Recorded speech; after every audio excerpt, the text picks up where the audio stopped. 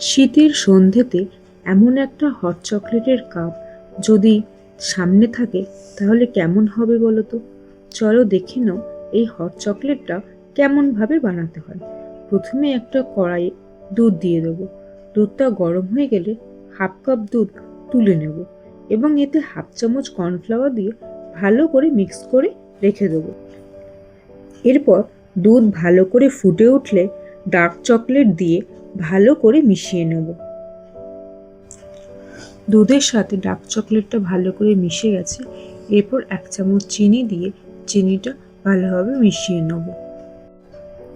কর্নফ্লাওয়ারে mix করা দুধটা মিশিয়ে দিয়ে কিছুক্ষণ দুধটা ফুটতে দিতে হবে। এতে দুধটা ভালো করে ঘন হয়ে যাবে। দুধটা ঘন হয়ে গেছে। এরপর 1 চামচ কফি পাউডার দিয়ে ভালো করে মিশিয়ে নিলেই তৈরি হয়ে যাবে হট চকলেট। এই শীতের সন্ধেতে তোমরাও বাড়িতে বানাতে পারো। আর জানিও কেমন লাগলো। ভালো লাগলে একটা লাইক করে দিও। সবাই ভালো থেকো, সুস্থ থেকো। দেখা হবে পরের আর একটা রেসিপি নিয়ে।